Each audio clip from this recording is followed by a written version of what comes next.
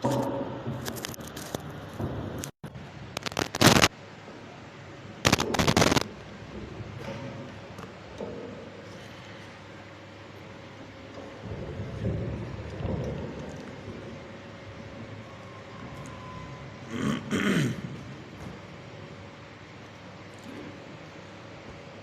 الحمد لله نحمده ونستعينه ونستغفره ونعوذ بالله من شرور أنفسنا ومن سيئات أعمالنا من يهده الله فلا مضل له ومن يضلله فلا هادي له وأشهد أن لا إله إلا الله وحده لا شريك له وأشهد أن محمدا عبده ورسوله أما بعد فأعوذ بالله من الشيطان الرجيم يا أيها الذين آمنوا اتقوا الله حق تقاته ولا تموتن إلا وأنتم مسلمون يا أيها الناس اتقوا ربكم الذي خلقكم من نفس واحدة وخلق منها زوجها وبث منهما رجالا كثيرا ونساء واتقوا الله الذي تساءلون به والأرحام إن الله كان عليكم رقيبا يا أيها الذين آمنوا اتقوا الله وقولوا قولا سديدا يصلح لكم أعمالكم ويغفر لكم ذنوبكم ومن يطع الله ورسوله فقد فاز فوزا عظيما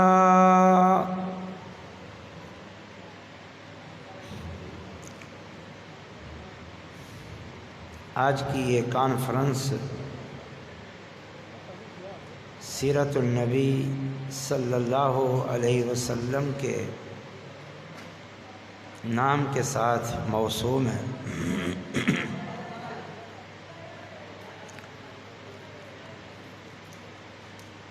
کانفرنس کا یہ نام ہم اہل الحدیث کے منہج کا مظہر ہے اور رسول اللہ صلی اللہ علیہ وسلم کے ساتھ سچے اور حقیقی تعلق کا آئینہ دار ہے۔ دعا ہے کہ اللہ تعالی اس کانفرنس کو ہمیشہ قائم اور دائم رکھے اور جو مقاصد اور اہداف ہیں اللہ تعالی وہ بہتر انداز میں عطا فرمائے۔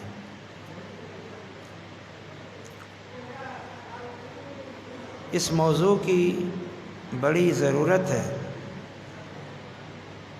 کیونکہ قوم مسلمان اس حوالے سے انتہائی غفلت کا شکار ہے۔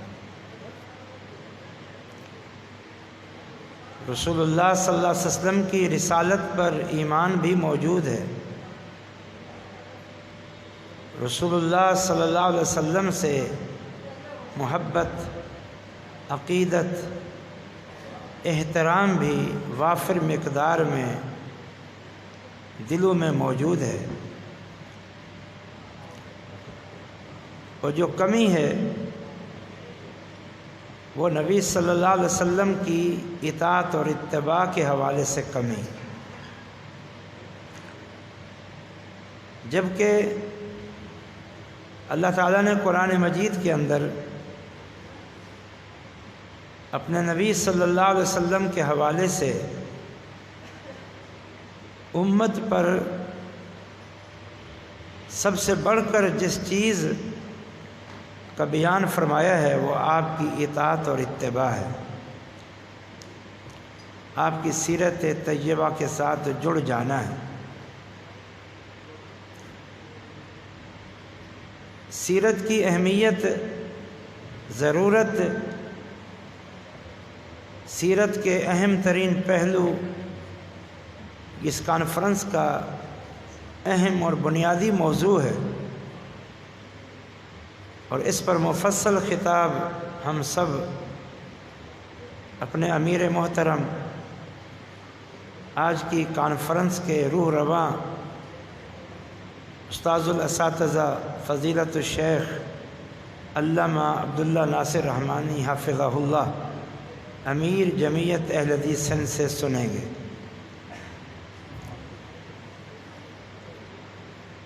مجھے نماز کے متعلق بالخصوص اس کی اہمیت اور ترک نماز پر جو وعیدیں ہیں اس حوالے سے کچھ گزارشات پیش کرنے کو کہا گیا ہے۔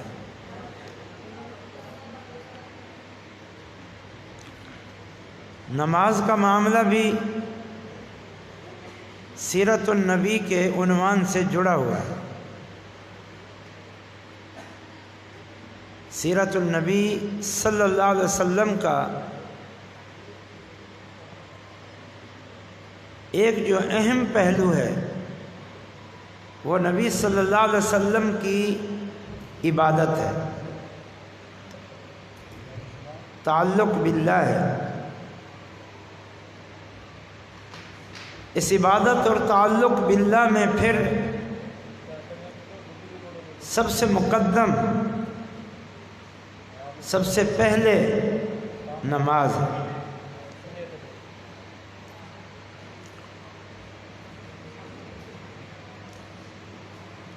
نماز ایک اہم ترین فریضہ ہے، ایک اہم ترین عبادت ہے۔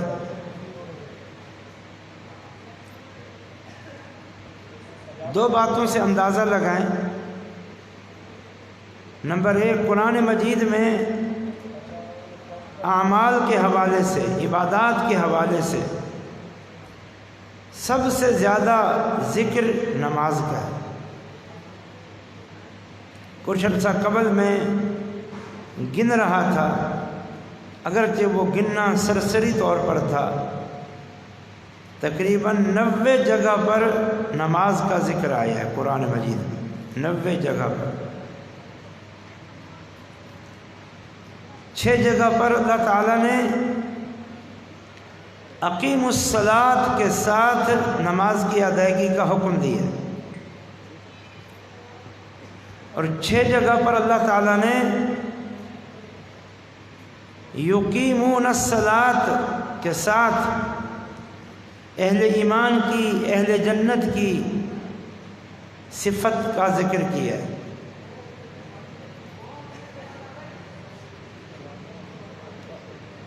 اور اللہ تعالیٰ نے الگ سے باقاعدہ نماز کی تاکید کا حکم کیا ہے۔ حافظوا علی الصلوات والصلاۃ الوسطی وقوموا للہ قانتین۔ اللہ تعالیٰ فرماتا ہے اے ایمان والو، تمام نمازوں کی حفاظت کرو، خاص طور پر عصر کی نماز کی حفاظت کرو۔ یہ اللہ تعالیٰ کی طرف سے ایک تاکیدی حکم ہے۔ یہ نماز کی فرضیت بھی ہے اس میں، اور نماز کی اہمیت کا بھی پہلو ہے۔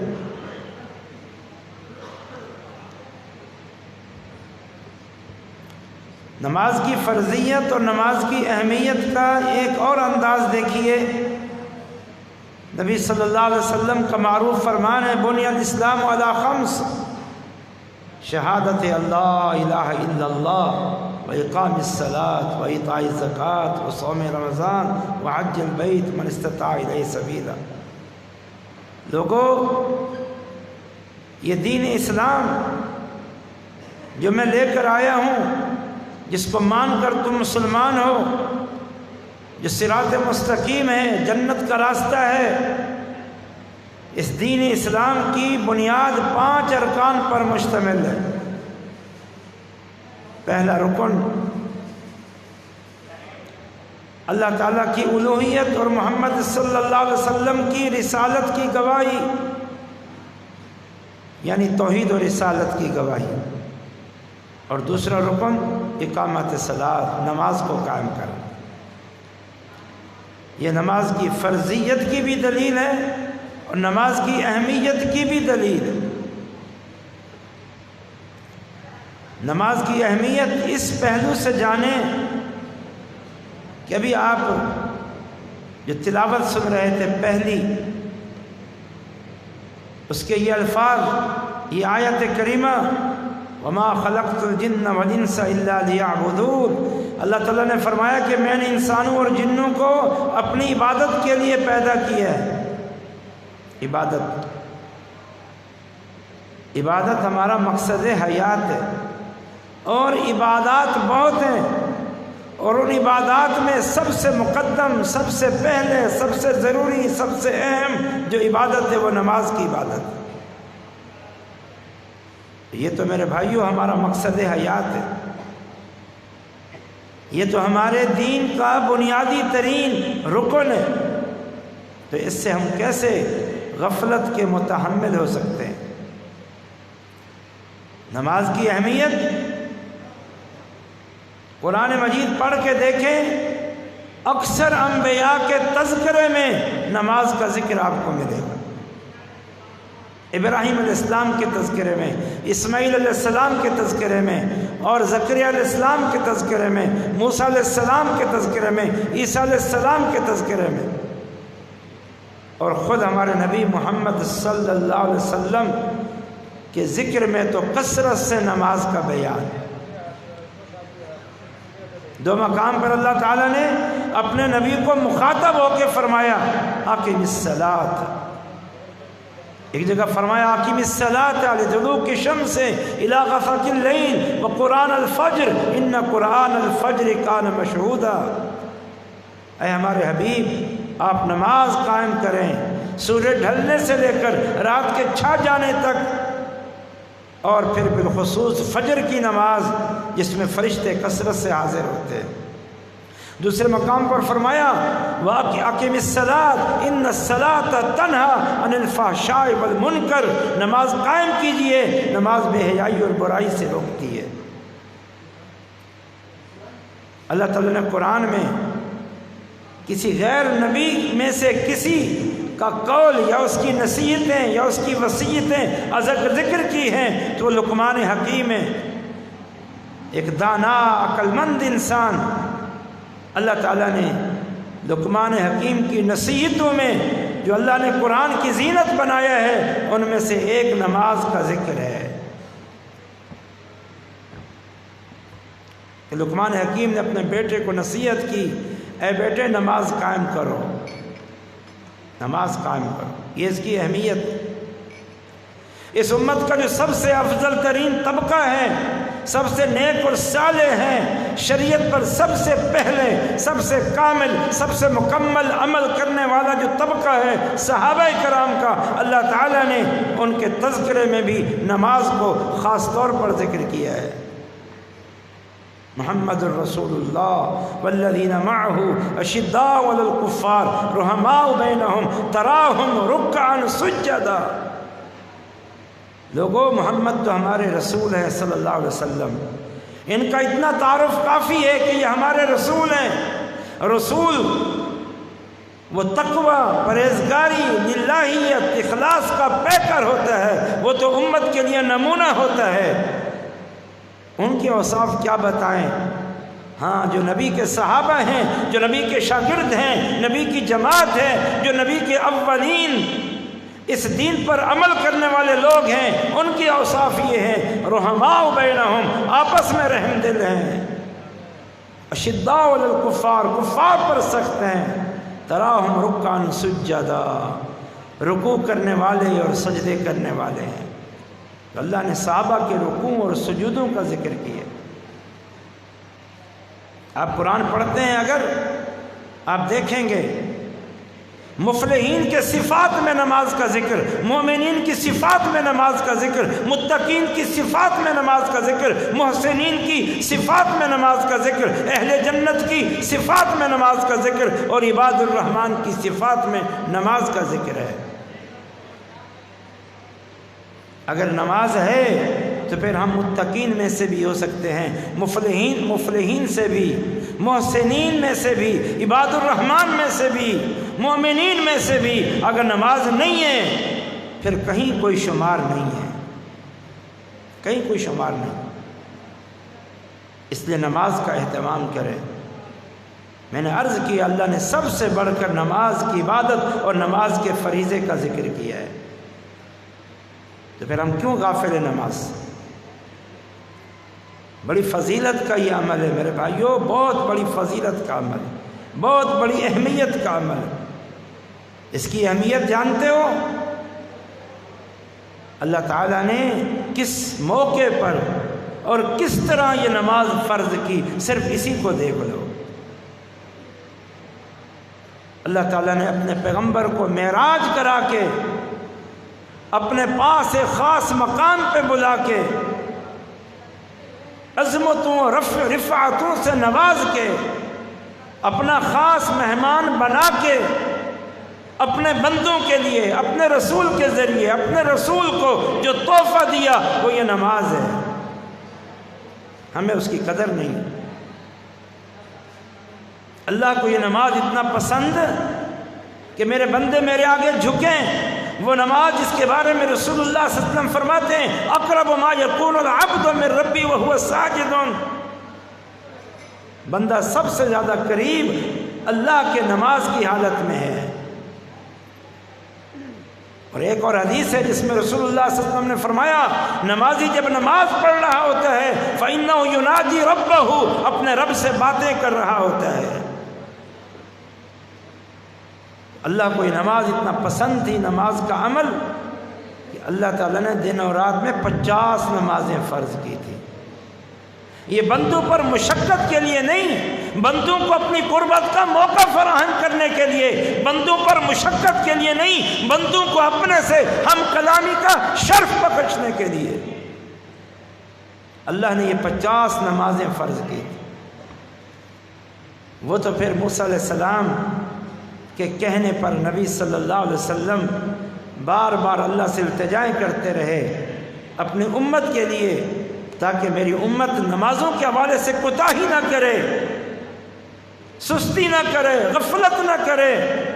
اس لیے اس میں رسول اللہ صلی اللہ علیہ وسلم کی محنت سے کمی ہوئی، وہ 50 5 بن گئیں، لیکن اللہ کی طرف سے اعلان ہوا ہن 55، یہ ہیں 5 پڑھنے کے اعتبار سے، فرض کے اعتبار سے 5 ہیں، لیکن اجر و ثواب کے اعتبار سے اللہ کے ہاں یہ 50 ہیں۔ اللہ نے تو اجر میں کوئی کمی نہیں کی، بلکہ اجر بڑھا دیا۔ باجماعت پڑھو گے تو 27 گنا اجر ہو گیا، ویسے ہی ہر نماز 10 نماز کے برابر ہے، پھر اوپر ہر نماز مزید 7 نمازوں کے برابر ہے۔ تو دن اور رات میں کیا تم نمازیں پڑھتے ہو، ذرا اندازہ کرو۔ نماز کو معمولی نہ سمجھو، بڑی فضیلت کا حامل یہ عمل ہے، رفع درجات کا باعث ہے، گناہوں کی بخشش کا باعث ہے۔ یہ بہت بڑی بات ہے، رفع درجات اور گناہوں کی بخشش۔ مثال دے کے نبی صلی اللہ علیہ وسلم نے فرمایا بتاؤ اگر تم میں سے کسی کے گھر کے سامنے نہر بہتی ہو اور وہ بندہ دن اور رات میں 5 مرتبہ وہاں غسل کرے، بتاؤ کیا اس کے جسم پر کوئی میل کچیل کے اثرات رہیں گے؟ صحابہ نے کہا نہیں۔ فرمایا یہی مثال نماز کی ہے، جو 5 دفعہ نماز پڑھتا ہے وہ گناہوں سے پاک صاف ہو جاتا ہے۔ ہم گناہوں کے پتلے، قدم قدم پر گناہ، عمل زیادہ نہیں ہے، درجات کہاں بلند ہوں گے۔ اللہ نے یہ موقع دیا ہے نماز کی صورت میں رفع درجات کا، گناہوں کی بخشش کا، ہمیں اس کی کوئی پرواہ نہیں ہے، کوئی پرواہ نہیں۔ نماز کس قدر اہمیت کا حامل عمل ہے۔ جتنی دیر بندہ نماز پڑھتا ہے مسلسل ایک ایک سیکنڈ اللہ کی یاد میں لگا رہتا ہے، اللہ سے ہم کلام رہتا ہے۔ اب جتنی نمازیں پڑھو یعنی نوافل، اور جس قدر لمبے قیام کرو، یہ میرا اور آپ کا کام ہے۔ سبحان اللہ، اللہ اکبر کتنی بار آپ نماز میں کہتے؟ توحید کا مظہر ہے نماز، کتنی بار کہتے ہیں نماز میں اللہ اکبر، اور نماز شروع کرتے ہی سبحانک اللہم وبحمدک وتعالی جدک ولا الہ غیرک، اللہ کی عظمت اور تعریف کا ترانہ گاتے ہیں، یا پھر نماز شروع کرتے ہی اللہم باعد بینی وبین خطایایا کما باعدت بین المشرق والمغرب، اللہم نقنی من خطایایا کما ینقی الثوب الابیض من الدنس، اللہم اغسلنی من خطایایا کما نقیت الثوب الابیض من الدنس۔ یہ پڑھ کے اللہ کے سامنے معافی تلافی کی دعائیں شروع کر دیتے ہیں، یا اللہ مجھے معاف کر دے، یا اللہ مجھے معاف کر دے، یا اللہ مجھے معاف کر دے۔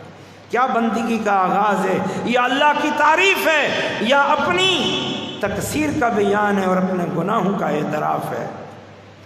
اور پھر سبحان اللہ، سورۃ فاتحہ، وہ سورت جو پورے قرآن کا خلاصہ ہے، ام الکتاب ہے، ام الکتاب۔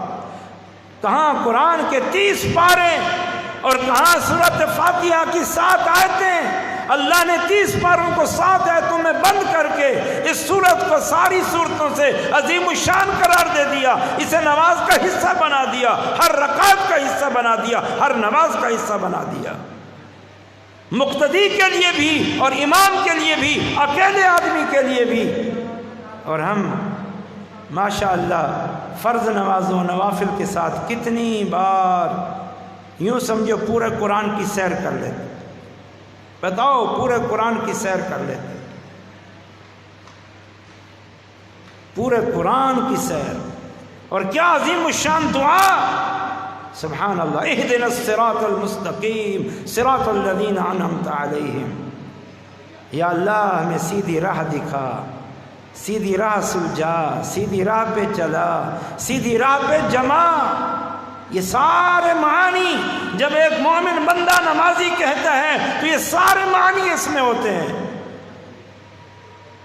اور پھر قرآن کی کوئی سورت، سبحان اللہ، تلاوت، پھر رکوع، جھکنا، عاجزی اور انکساری کی انتہا، پھر رکوع میں اللہ کی عظمت کا بیان، سبحان ربی العظیم، پھر رکوع کے بعد کھڑے ہو کے پھر ربنا لک الحمد حمدن کثیرا طیبا مبارکا فی، کس یعنی غلو آمیزی کے ساتھ، کس شد و مد کے ساتھ اللہ تعالیٰ کی حمد بیان کی جا رہی ہے، حمدن کثیرا طیبا مبارکا فی۔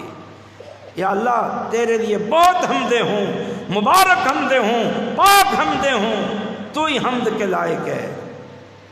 اور پھر نماز کا اہم ترین ماشاءاللہ رکن سجدہ۔ ایک بندہ امیر ہو، غریب ہو، بادشاہ ہو، رائی ہو، غریب ہو، امیر ہو، کالا ہو، گورا ہو، چودھری ہو، وڈیرا ہو، ایک مومن ہونے کی حیثیت سے نماز کی حالت میں وہ سجدے میں گر پڑتا ہے۔ جو ذلت، عاجزی، انکساری، تواضع کی سمجھو آخری حد ہے دنیاوی اعتبار سے، کیا ایک عظیم تعلق ہے اللہ کے ساتھ، کیا عظیم حاضری ہے، کیا رب کی ربوبیت کو ماننا ہے، اس کی الوہیت کو مان کے اس کے معبود برحق ہونے کا عملاً اقرار اور اعتراف کرنا ہے۔ اور پھر التحیات للہ والصلوات والطیبات، ہاں پھر سجدے میں دعا، ذکر اور دعا۔ ذکر کیا ہے؟ سبحان ربی الاعلی، پاک ہے میرا رب جو سب سے اوپر ہے، سبحان اللہ، سب سے اوپر ہے، خود زمین پہ گڑا ہوا ہے، لیکن اللہ کی عظمت کا اقرار کرتے ہوئے کہتے ہیں پاک ہے میرا رب جو سب سے اونچا ہے، سب سے اوپر ہے۔ کتنا عظیم الشان عقیدے کا اظہار ہے۔ کہ رب العالمین، الہ العالمین، خالق کائنات سب سے اوپر ہے۔ اور پھر یہ سجدہ نبی صلی اللہ علیہ وسلم نے فرمایا اما السجود فاجتہدوا فی الدعاء فقامل ان یستجاب لکم۔ اے نمازیوں سجدے میں کثرت سے دعائیں کرو، یہ دعاؤں کی قبولیت کی عظیم الشان گھڑی ہے۔ جو مرضیات دعائیں کرو، خود رسول اللہ سے دعائیں ثابت ہیں۔ اور پھر اس کے بعد التحیات للہ والصلوات والطیبات، ساری قولی باتیں اللہ کی، ساری جسمانی باتیں اللہ کے لیے، ساری مالی باتیں اللہ کے لیے۔ یہ جملے توحید کا کس طرح عظیم الشان مظہر ہے۔ پوری نماز ہی توحید کا مظہر ہے۔ یہ ہاتھ باندھنا، یہ رکوع کرنا، یہ دو زانو بیٹھنا، یہ سجدہ کرنا، پھر یہ اذکار، یہ تسبیحات، یہ تحمیدات، یہ قرآن کی تلاوت، یہ قرآنی آیات جس میں توحید ہے اس کا بیان، پھر اللہ سے مانگنا، پھر یہ اقرار کرنا یا اللہ یہ میری ساری جسمانی باتیں، مالی باتیں، قولی باتیں یا اللہ صرف تیرے لیے ہے۔ اور پھر سبحان اللہ تمام دنیا کے اہل ایمان پر دعائیں کرنا، نبی صلی اللہ علیہ وسلم پر سلام، السلام علینا وعلی عباد اللہ الصالحین، السلام علیک ایھا النبی ورحمۃ اللہ وبرکاتہ۔ اے اللہ کے نبی، آپ پر اللہ کی سلامتی ہو، اور مجھ پر سلامتی ہو، ہم پر سلامتی ہو، اور دنیا بھر کے تمام اہل ایمان، مشرق مغرب شمال جنوب کے رہنے والے، وہ زندہ ہیں یا مر چکے ہیں یا آئندہ آئیں گے، سب پر سلامتی ہو۔ کتنا عظیم الشان مظہر ہے یہ۔ اور پھر پیارے نبی صلی اللہ علیہ وسلم پر درود، جو رسول اللہ کے ساتھ تعلق کا عظیم مظہر ہے۔ ہمارے لیے یہ درود مزید رحمتوں کا باعث ہے، اور گویا اس درود میں ہم نبی صلی اللہ علیہ وسلم کی خدمات کا، آپ کی امت کے لیے محبتوں کا، آپ کی امت کے لیے قربانیوں کا اعتراف کر رہے ہیں، اور یہ گویا کہنا چاہتے ہیں یا اللہ ہم تیرے نبی کا حق کیسے ادا کریں، شکر کیسے ادا کریں، جنہوں نے ہمارے لیے اتنا تکلیفیں اٹھائیں، ہمارے پاس دینے کو کچھ نہیں، ہم تو خود محتاج ہیں۔ یا اللہ ہم تو جی سے دعائیں کرتے ہیں، تو ہمارا رب ہے، تو ہمارے نبی پر اپنی رحمتوں کی بارش برسا دے۔ اللہم صلی علی محمد وعلی آل محمد کما صلیت علی ابراہیم وعلی آل ابراہیم انکا حمید مجید۔ اللہم بارک علی محمد وعلی آل محمد کما بارکت علی ابراہیم وعلی آل ابراہیم انکا حمید مجید۔ اور پھر اس کے بعد اللہ کے نبی فرماتے ہیں اب مانگو جو مانگو، اب مانگو جو مانگو۔ اب تک گویا سب کچھ تم اللہ کے لیے کر رہے تھے، اللہ کے لیے کر رہے تھے، اس کا ذکر، اس کی قرآن کی تلاوت، اس کی عظمت کا اظہار، اس کی بڑائی کا اظہار۔ اب تم مانگو، رب تمہیں دے گا۔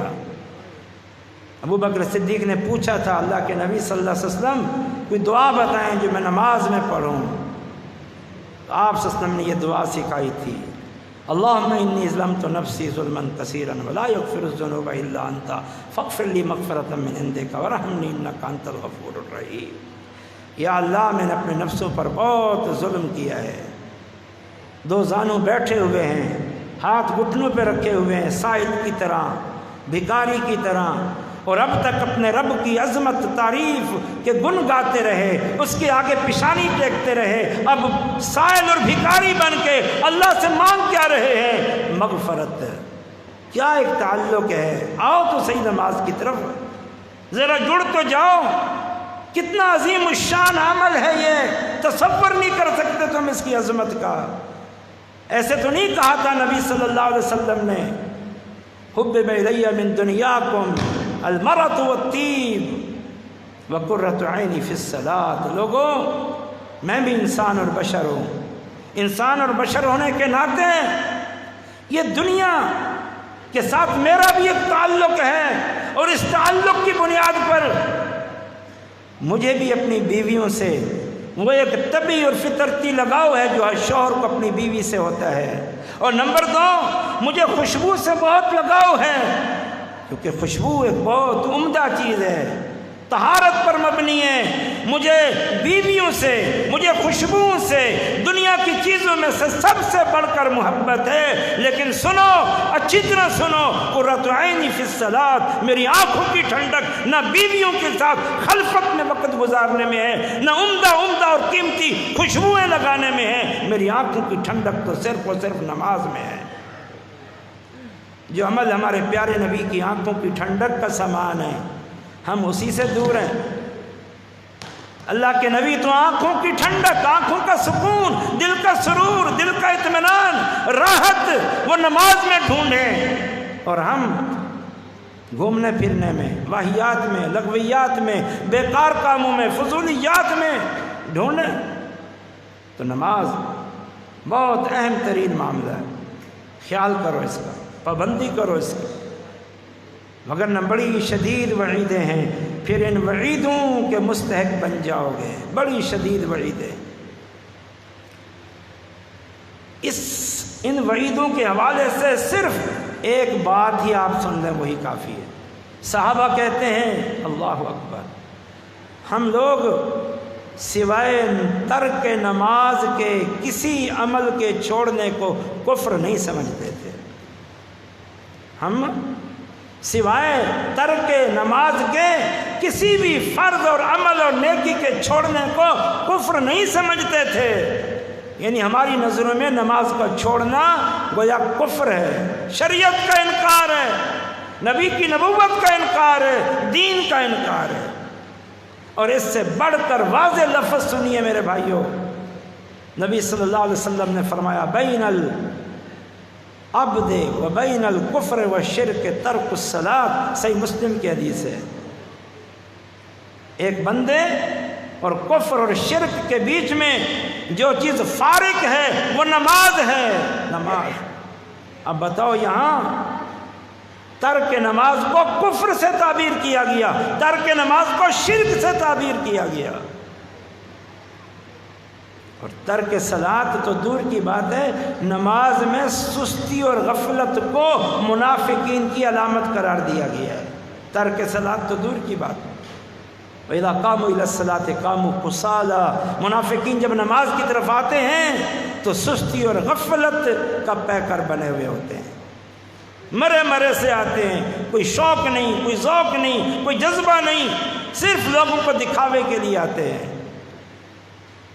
اور نبی صلی اللہ علیہ وسلم نے فرمایا اثقل الصلاۃ علی المنافقین صلاۃ الصبح و صلاۃ العشاء، منافقین پر سب سے بھاری دو نمازیں ہیں، ایک عشاء کی نماز اور ایک فجر کی نماز۔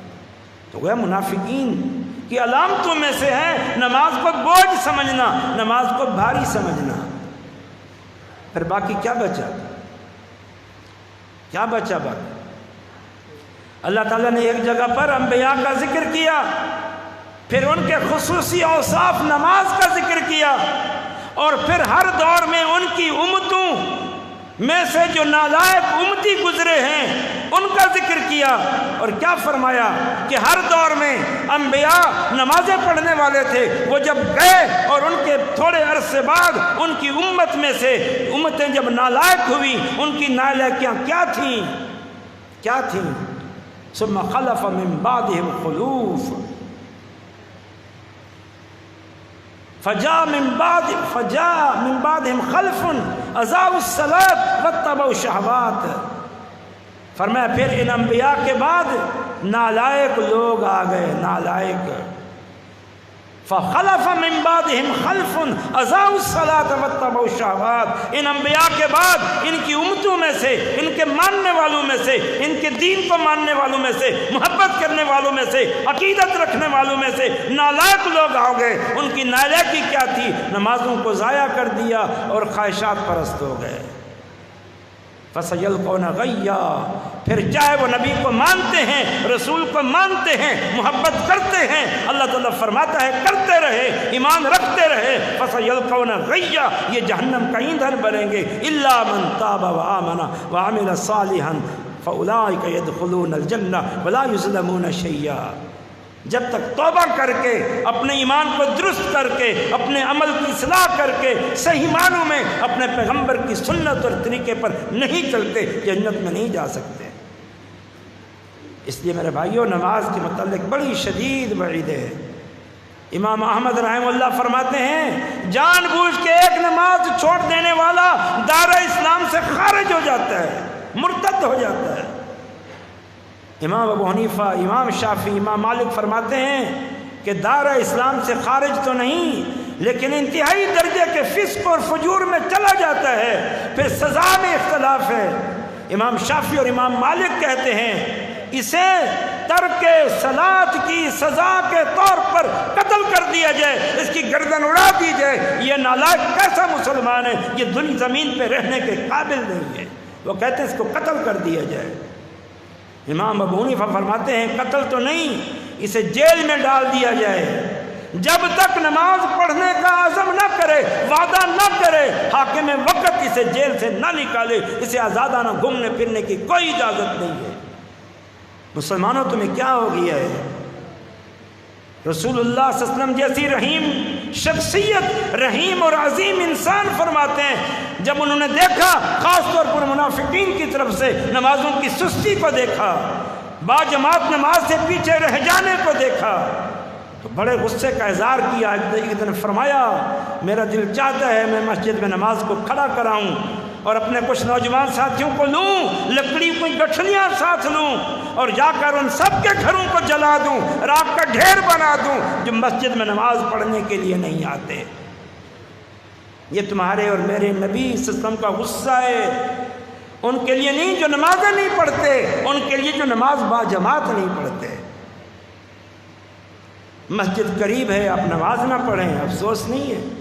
حی علی الصلاۃ، حی علی الفلاح کی صدا ہے، آپ نماز نہ پڑھیں۔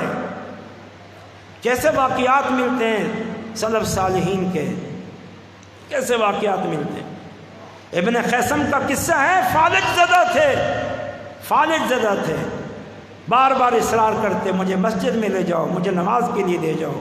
لوگ کہتے ہیں ہم معذور ہیں، فالج زدہ ہیں، تو کہتے ہیں کہ حی علی الصلاۃ، حی علی الفلاح کی آواز سنتا ہوں، فمن سمعها فلیأتها ولو حبوا ولو زحفا، لہذا میری نصیحت سنو، میں تمہیں بھی یہ بتاتا ہوں کہ حی علی الصلاۃ، حی علی الفلاح سن کے نماز کے لیے آؤ، مسجد میں جاؤ، باجماعت نماز ادا کرو، اگرچہ گھٹنوں کے بل چل کے جانا پڑے، اگرچہ سرین کے بل چل کے جانا پڑے۔ یہ ہمارے سلف صالحین، عامر بن عبداللہ بن زبیر تابعی ہیں، وہ بھی اسی طرح جان کنی کے عالم میں تھے ایک دفعہ، یعنی یوں سمجھو مرض الموت میں تھے، جان کنی کا عالم تھا۔ اچانک سنا حی علی الصلاۃ، حی علی الفلاح، تو کہا میرا ہاتھ پکڑو۔ کہا کیوں خیریت؟ کہا مجھے مسجد میں لے چلو، مجھے نماز کے لیے لے چلو۔ بہت روکا کہ آپ کی تو حالت نہیں ہے، جان کنی کا عالم ہے، منع کرتے رہے، لیکن غصہ کا اظہار کیا مجھے لے چلو۔ میں نے حی علی الصلاۃ، حی علی الفلاح سنا ہے، جواب دینا چاہتا ہوں یہ اللہ کا داعی ہے، اللہ کی طرف سے مقرر ہے، وہ اللہ کی طرف بلا رہا ہے، میں کیوں نہ بلاوے پہ جاؤں۔ لوگ مجبوراً لے کے گئے، نماز مغرب میں پہلی رکعت پڑھی اور نماز کی حالت میں ہی روح قفس عنصری سے پرواز کر گئی، اللہ کو جا ملے۔ ہم کہاں کھڑے ہیں، کوئی پرواہ ہی نہیں ہے۔ میں مزید بات کو لمبا نہیں کرتا، ایک دو باتیں آخری عرض کرتا ہوں۔ نماز پڑھیں، ضرور پڑھیں۔ اول ما یحاسب به المرء یوم القیامت الصلاۃ، قیامت کے دن سب سے پہلی مسئولیت نماز کے بارے میں ہے، اس کو ذہن نشین کرنا۔ قیامت کے دن اٹھیں گے تو پھر ان اعمال کے متعلق سب سے پہلا معاملہ نماز کا ہوگا، اور ایک حدیث میں یہ اشارہ ہے نماز کا معاملہ درست ہو گیا اللہ تعالیٰ سارے معاملات میں نرمی فرمائے گا، اور اگر نماز کا معاملہ درست نہیں ہے تو اللہ پھر ہر معاملے میں سختی فرمائے گا۔ قیامت کے دن کی آسانی، نرمی، حساب میں اللہ کی نرمی چاہتے ہو تو نماز کے معاملے کو درست کرو۔ اور نماز کے حوالے سے اہم نصیحت یہ ہے کہ نماز عبادت ہے، جس طرح عبادات اللہ نے سکھائی، اس کے رسول نے بتائی ہیں کہ یہ امور عبادت ہیں، یہ امور نیکی کے کام ہیں، یہ امور فرائض اور واجبات ہیں، اسی طرح ان ساری عبادات کا طریقہ بھی اللہ نے اپنے رسول کے ذریعے سکھایا ہے۔ اور اللہ کے رسول نے نماز کی خوب تربیت کی ہے، نماز کی خوب تربیت کی، منبر پہ کھڑے ہو کے نماز پڑھ کے دکھایا تاکہ تم نماز کو، صحابہ کو کہا مجھ سے نماز اچھی طرح سیکھ لو۔ نبی صلی اللہ علیہ وسلم نے فرمایا لوگو، اللہ تعالیٰ نے مجھے یہ صلاحیت دی ہے، میں جب نماز میں ہوتا ہوں جس طرح آگے دیکھ رہا ہوتا ہوں، اسی طرح اللہ نے مجھے صلاحیت دی ہے میں پیچھے دیکھ رہا ہوتا ہوں۔ تمہاری نماز کی پوری کیفیت میرے سامنے ہوتی ہے، تمہاری صفیں درست نہیں ہیں، اپنی صفیں درست کیا کرو۔ نماز کی اصلاح کے لیے اللہ نے نبی صلی اللہ علیہ وسلم کو یہ اضافی خصوصیت عطا فرمائی کہ سامنے سے بھی دیکھتے تھے، پیچھے سے بھی دیکھتے تھے، تاکہ پیچھے نمازیوں کی نماز کی حالت میں کیفیت دیکھ کے ان کی اصلاح کریں۔ اور آپ صلی اللہ علیہ وسلم صحابہ سے کہتے تھے لیَعْلِيَنِي أُولُو الْأَحْلَامِ أَحْلَامَ مِنْكُمْ وَالنُّهَا، میرے قریب تم میں سے عقل مند بڑے دانا آ کے کھڑے ہوا کریں تاکہ وہ مجھ سے نماز کو سیکھ لیں اور میری نماز کا یہ طریقہ امت تک پہنچا دیں۔ اس پہلو سے بھی غور کرو۔ اس پہلو سے صرف 2 حدیثیں عرض کر کے بات ختم کرتا ہوں۔ لوگ کہتے ہیں جیسی نماز پڑھ لو بس اللہ قبول کر لے گا، یہ جاہلانہ اور بالکل یعنی گمراہی پر مبنی باتیں ہیں۔ ہم اہل الحدیث کی دعوت یہ ہے، ہاں عبادت کرو، نماز پڑھو، ضرور پڑھو، لیکن نماز مسنون پڑھو، رسول اللہ کی تعلیمات کے مطابق پڑھو۔